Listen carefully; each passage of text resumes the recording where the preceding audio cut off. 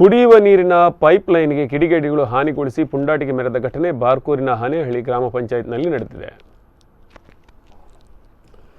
ಸದ್ಯ ಹಾನಿಯಾದ ಪೈಪುಗಳನ್ನು ದುರಸ್ತಿಪಡಿಸಲಾಗಿದ್ದು, ಕಿಡಿಗೇಡಿಗಳನ್ನು ಪತ್ತೆ ಹಚ್ಚುವಂತೆ ಪಂಚಾಯತ್ ಅಧ್ಯಕ್ಷರು ಹಾಗೂ ಸದಸ್ಯರು ಸೇರಿ ಬ್ರಹ್ಮಾವರ ಪೊಲೀಸ್ ಠಾಣೆಯಲ್ಲಿ ದೂರು ದಾಖಲಿಸಿದ್ದಾರೆ. ಈ ಬೇಸಿಗೆಯಲ್ಲಿ ನೀರಿನ ಸಮಸ್ಯೆ ತುಂಬ ಇದೆ. ಆದರೆ ಅದರ ಮಧ್ಯದಲ್ಲಿ ಕಿಡಿಗೇಡಿಗಳು ಕುಡಿಯುವ ನೀರಿನ ಪೈಪ್ಲೈನಿಗೆ ಈ ರೀತಿಯ ಪುಂಡಾಟಿಕೆ ನಡೆಸಿದ್ದಾರೆ. ಏನಂದರೆ ಅದನ್ನು ಹಾನಿಗೊಳಿಸಿದ್ದಾರೆ. ಬಹುಶಃ ನೀರು ಪೋಲಾಗ್ತಾ ಇದೆ.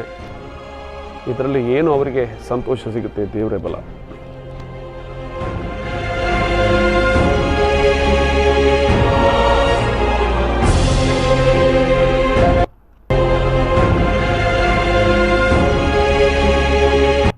ಹನೇಹಳ್ಳಿ ಗ್ರಾಮ ಪಂಚಾಯತ್ ವ್ಯಾಪ್ತಿಯಲ್ಲಿ ಕುಡಿಯುವ ನೀರಿನ ಪೈಪ್ಲೈನನ್ನು ಕೆಲವು ದುಷ್ಕರ್ಮಿಗಳು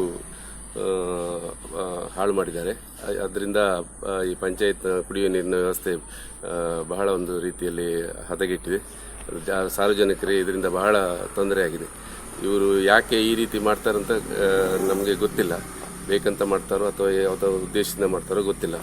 ನಾವು ಈಗಾಗಲೇ ಪೊಲೀಸ್ ಠಾಣೆಗೆ ಪಂಚಾಯತ್ ಮುಖಾಂತರ ಕಂಪ್ಲೇಂಟ್ ಮಾಡಿದ್ದೇವೆ.